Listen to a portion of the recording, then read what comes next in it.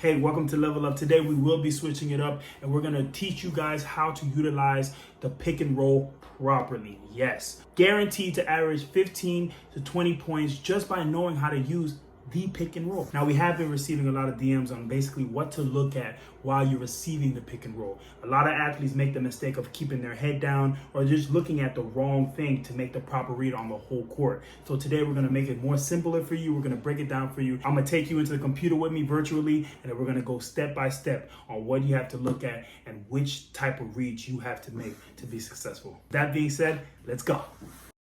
Okay, so for the example, we're going to be looking at CJ McCollum. He's one of the most underrated guards. I believe he's one of the best, guys in the league to utilize the ball screen. He makes proper reads all the time, never really makes mistakes. So coming off the ball screen here, the first thing you need to look at is the big man.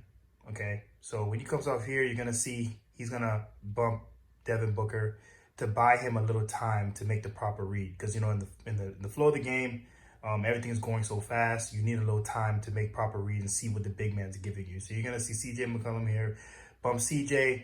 The big man doesn't cut him off. He automatically realizes this and gets all the way to the basket. Perimeter, but definitely a matchup for him here tonight. In comes CJ, another nice move as he curls in. So again, you see CJ McCollum comes off the ball screen, sees the little opening. Baines doesn't really do a good job of, closing the gap. But Baines does a pretty decent job at trying to recover, gives him a little resistance, but it's not enough. And CJ gets to the basket. Easy 2 points. Now, this is my favorite type of ball screen. I personally utilize this all the time overseas. I played 3 years overseas, and this is how I scored, more than half of my points. So basically, CJ, what he's going to do here is he's going to pretend like he's going to go, receive the back screen, but he is actually going to run to the man on top of the key for a handoff.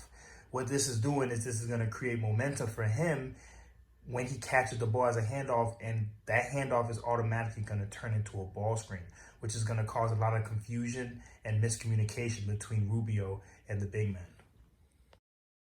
Started his career with Philadelphia on to Minnesota. Here's CJ turning the corner right down the boulevard to lay it up their lead to 13. So the same thing here. CJ comes off momentum ball screen. He comes here. The first thing he does, he looks at the big man.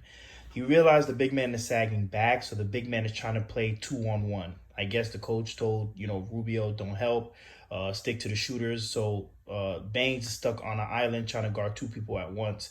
CJ automatically realizes this.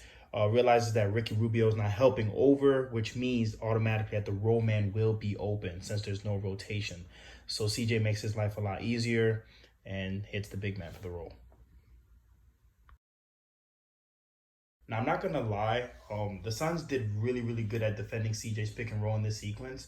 But because CJ is so elite as a guard in the pick and roll, he made something out of nothing in this play. As you can see, they have 1, 2, 3, 4 defenders here. They're clogging the paint. The spacing is pretty good. They can still get out to the shooters. Ricky Rubio is close enough to get to the shooters. They did very well at defending CJ at this play. This is just, better offense. He just made something out of nothing. This is why I love him so much, is because he's such a crafty guard. He can make something out of nothing. CJ coming off a screen, containment by Baines, then he backs off, and CJ takes it right down the boulevard to let there for the Suns, who lead it now by 14, 2:37.